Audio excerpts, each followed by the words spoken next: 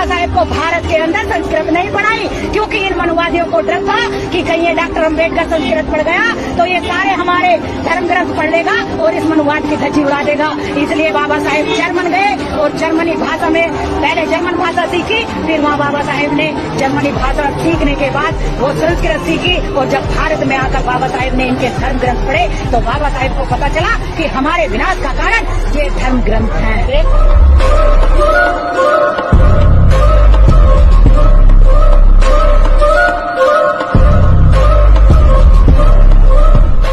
नया नेता अगर बोल देता है कि संविधान बदलने की जरूरत है, या ये मतलब सांसद बन जाएगी तो संविधान को बदल देंगे। मैं ये कहता हूँ कि समाज में खाल उतारनी छोड़िए, हथियार चलाने नहीं छोड़िए। संविधान किसी के बाप की प्राइवेट प्रॉपर्टी नहीं है जो बदल दिया जाएगा। जब तक बाबा साहब डॉक्टर भीमराव अम्बेडकर साहब के लाखों बच्चे मौजूद हैं, संविधान को बदलना तो क्या, उसके अंदर ये कुछ भी नहीं।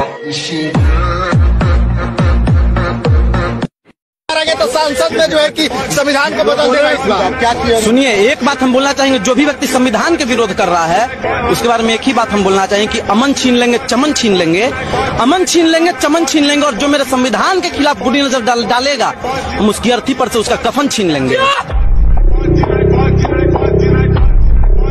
अगर भारत का संविधान लागू न हुआ होता तो शायद हम कहीं वहीं अपने इलाके में गाय भैंस चरा रहे होते।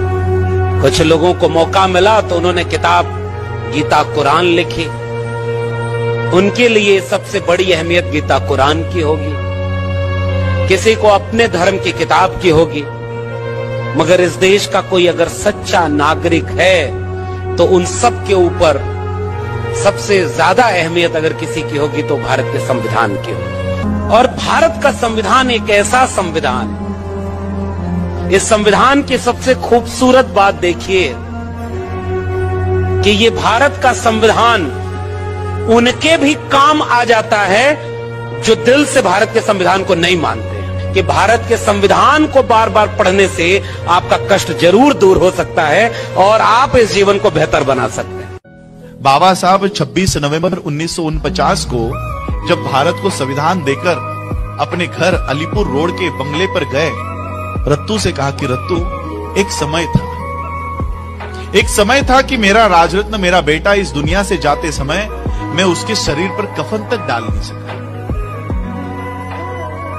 बिना कफन के मेरे बच्चे को इस दुनिया से विदा होना पड़ा। लेकिन रत्तू, आज मैंने इस देश को ऐसा संविधान तैयार करके दिया है, ऐसा संविधान निर्माण करके दिया है, ऐसी व्यवस्था कायम की है कि मेरा आने वाला हर एक राजरत्न ये सूट बूट टाई कोट में पैदा होगा। इस तरह की व्यवस्था मैंने भारत को दी है।